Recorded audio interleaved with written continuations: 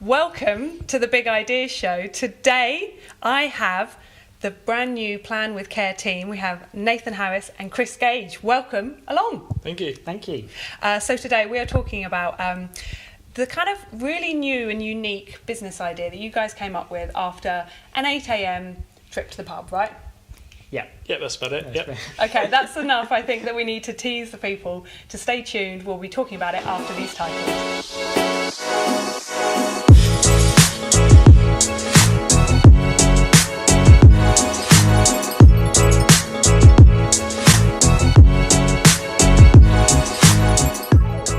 Chris, Nathan, thank you for joining me today. Thank you. Pleasure. We have squeezed in to the Big Idea Show today, haven't we? You've both been on the show separately. And I thought, seeing as you now have collaboratively got an idea, got a new business, it'd be great to kind of hear a little bit about how that all came together. How's that sound? Sounds good. Yeah. Okay. I like this. We're getting answers in unison the whole time. Always. We will. Yeah. Okay, I'm going to start us off with a bit of fun with the quick fire questions. Get to know, the viewers can get to know you guys a little bit better before we hear about your idea that started at 8 a.m. in the pub. Right. Favourite colour? Blue. Yeah, blue. As you're both wearing matching. Always. Yeah. Matching. I know, Nathan, you tried to cover it up with a jacket, but But it's a sort of a blue jacket as well. you're matching. No, yeah. I'm going to have to go pink. I have Okay. a lot of conversations with my daughter about gender, colours and stuff, so yeah, I'm saying pink. Okay, this is good. Okay, 3 core values, and this is going to be, let's say, of the business. Okay, Let's see nice. if you can team it up. Yeah, Can you answer these ones in unison? let's give it a whirl. Ooh, tricky. So, up top is making a difference and improving people's quality of life. I Great. think that's very much the heart of what we're about. Okay. Unsurprisingly ethical. What we're doing is with vulnerable people, and we want to make sure everybody feels really safe with what we're doing. Great. And then third one's creativity, that we're looking to do things in a different way. Mm-hmm. We're exceeding what people thought was possible, and to do that, there needs to be a bit of surprise, something new, but ultimately it needs to deliver something that's really valuable for people. Great. I think it's a really good teaser for people who what is coming up next. But next question, inspiration from your industry. You both come from separate industry. Mm-hmm. Who is it that inspires you in your industry? So I'm from the care industry, and one of the people that really inspires me is a woman called Andrea Sutcliffe, and she is the let me get her title right, the Adult Social Care Director for CQC. And the reason she inspires me is because she's got this incredibly important title, this incredibly important job that has massive impact on literally millions of people in this country. And she is absolutely passionate about being authentic, talking naturally about what she's doing. She talks about her weekend, she talks about her mum all the time. She's introduced what's called the mum test in social care, and it's basically, is it good enough for my mum? Oh, nice. And if it's not, then Doesn't it make the cut. doesn't make the cut. Nice. Cool. Okay. And Nathan? I think probably Richard Thaler. He's a behavioural economist. Just love his books and get him to really understand why people think about, make decisions about money and finance, and some of the surprising ways that people actually, why they come to those decisions. Yeah, interesting. Okay, great. Okay, what would your what is the best way to get your message across? Keeping Nathan out of the picture as much as possible. Maybe, I just shout. So Okay, yeah. fair enough. No, seriously. I mean, I think having an honest, genuine conversation ultimately is what it comes down to. Yeah. And so much what we do is about relationships, and I think it's the best way to do it. Yeah, definitely. Okay, great. Favourite project you've personally created?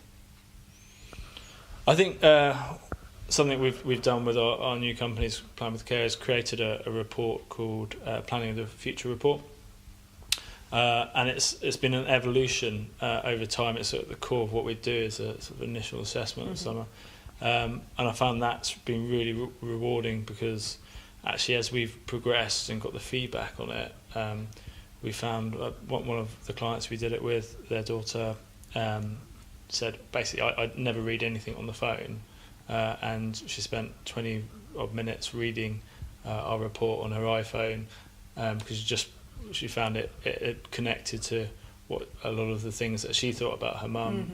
We sort of found out in the sessions that we'd been there in constructive help. So I found that really exciting. Yeah, ultimately it's all about kind of making a difference, isn't it? With whatever the project is, that it connects with people. Exactly, so that must be really great. Okay, what would your message in a bottle be? You get a bottle each. Go on, I'll be nice. Ooh, wow. Message in a bottle. Can we just have one bottle? Okay, have one bottle. You can share the bottle. Bottle. I think challenge expectations. I think people have preconceived ideas about people in their elder years needing care and support, and they think this is all that can happen. And what we think is actually, with a bit of creativity, a bit of planning, there's so much more that can happen for those people and increase their quality of life. Yeah, cool. Okay. What's the biggest challenge in kind of ideas and making things happen? Apart from managing him. Yeah. That was coming.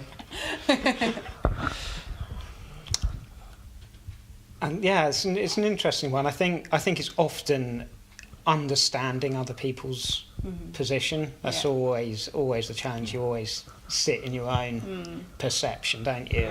And actually getting to be able to see things from other people's perspective.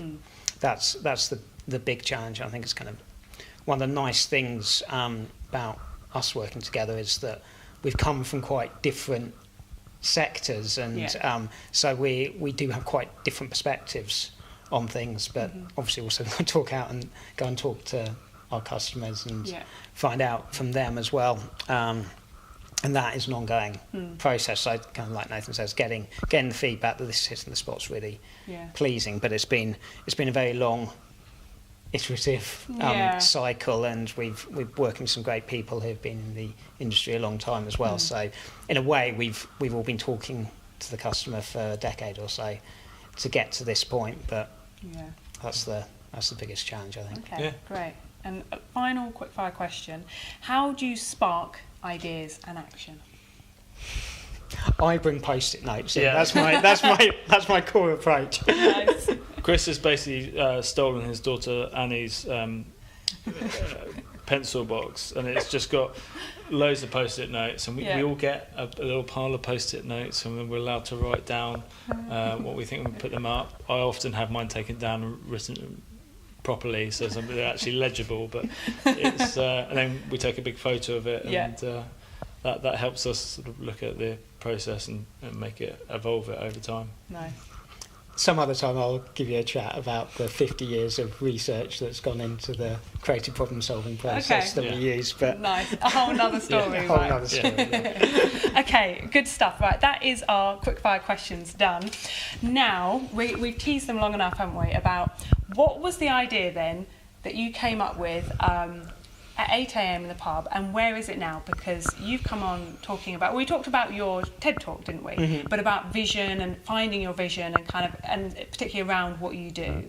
And then we talked about, didn't we, about kind of changing the relationship with financial kind of like care, like education for young people, wasn't it?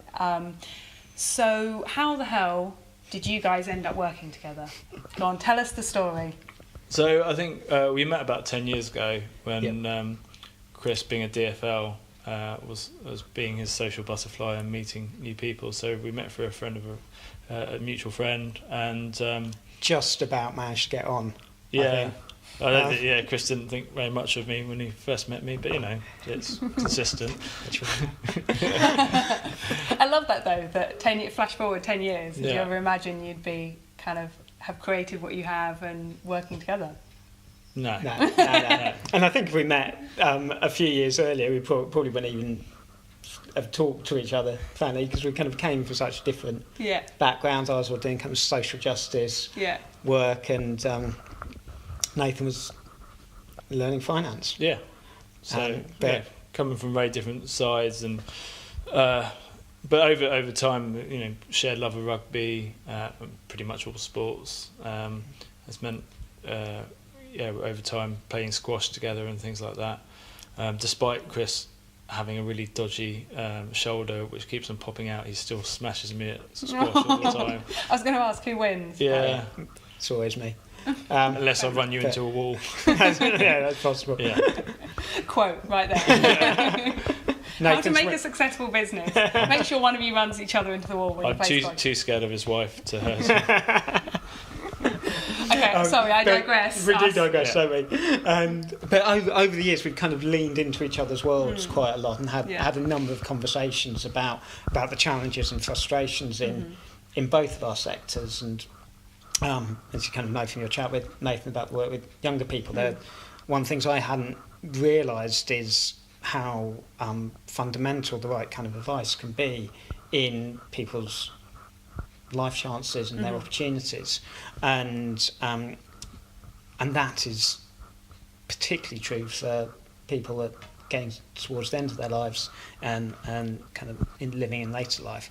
And so we kind of kept leaning into these conversations over the years, and I think you might have picked up one or two things from me as well. I always found the work Chris did very interesting, but I think the way I could really relate to it was when my grandmother went into care. She's suffering with dementia, and I struggled to how do I relate to her, and I found it upsetting. She didn't know who I was, and she didn't know who my wife was. And Chris gave me some really simple tips about how I could. It wasn't about me feeling better in that sort of visit. It was about making my grandma be happy, and she doesn't need to know who I was necessarily. But over time, things. So if she was having a good day, it all pieced together, and being able to do things like hold my wife's hand means that she put together that we were together, etc., etc. So it's suddenly having those chats and realising all the things you don't know about people who are going into care, and certainly seeing my mum and aunt struggle with the decisions involved with putting somebody into care, and actually the challenges of getting the right help, etc.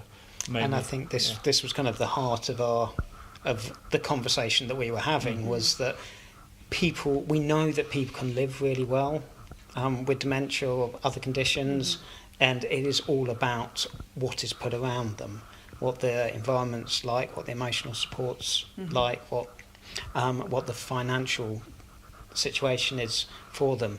That if the conditions are right, then there's loads of research that we know that people can flourish living with dementia. It doesn't have to be suffering with dementia.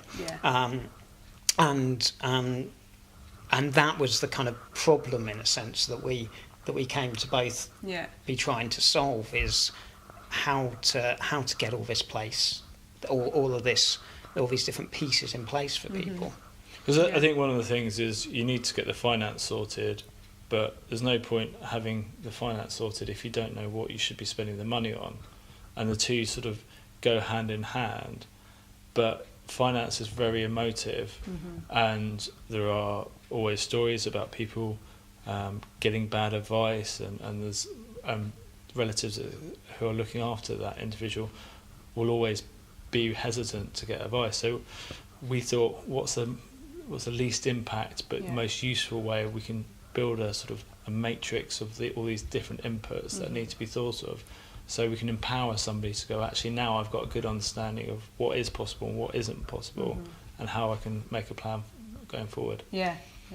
So that's really what Plan with Care is doing, is giving people the understanding and the expertise across all the different key areas, so that they can then put in place what they need in order to support themselves or their loved one to live their life to the full. So we're looking at emotional well-being, we're looking at environmental well-being, physical well-being, as well as the legal and administrative, making sure that's in place, and the financial, so that you've got that really strong platform to work from. And then we're layering all the creative ideas on top of that, things that people haven't thought of necessarily that aren't in the normal day-to-day. And then people can just go and do that for themselves. They can implement it, or they can work with us over time to help with that. And we're really easy either way. Nice. I love how it's you've both got your specialties, and it's where they complement at the point where they intersect that you're able to create something really unique, right? Because each of you on your own, it's like, what's the saying about the sum is greater than the parts, right? Because you find the smallest bit, and it must have been quite exciting, like you said about the report earlier, being able to go to people very specifically and say, this is exactly it. Everyone says about finding their niche, don't they? But how was it for both of you? Obviously, kind of both of you know everything else that's going on, the whole other body of what you do, but having to, it was very specific, wasn't it? Was it easy to kind of let the other things go that aren't necessarily relevant to this, or was it hard to not pull in all the other knowledge that you have? I think one of the really important things is one of the first things we did, Chris said, I know lots about the care industry, but we need to bring in an expert at the start.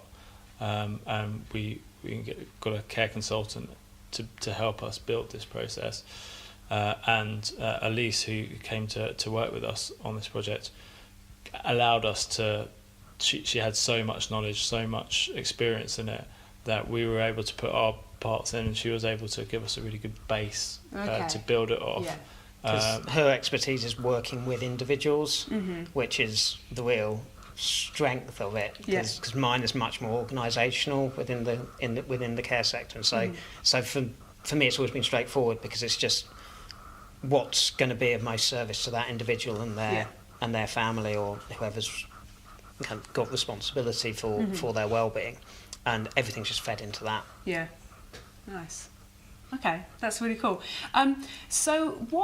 How did you combine, like we talked about the core values earlier, didn't we? How did this kind of merging of two different points of view, coming from different points, was that clear cut, or how did you decide, and how did your development, like kind of how it all came about? Because that's the bit I'm really interested in, is how these worlds overlap. How did the core values come about as a result of the unique way that it came together? Or I guess the very organic way that it came together, but unique to both of you and the situation. I think when we were starting to put it together and look at how it could work, we first thought, why aren't people getting advice? Certainly from a financial point of view, there's somewhere in the region around 75,000 people going to care, self-funded care every year, and only something like 8% of the population get advice. And I can understand why they don't get advice. It can be very expensive, and you may feel that you're being pushed into investments when it might be better to stay in cash for that person. So that's one of our first challenges, and we were able to be able to solve that problem a little bit, we think, by putting just a basic cash flow financial plan. So not offering any recommendations, just giving an overview of their situation and recommending that they go and get further financial advice if that's what they want to do.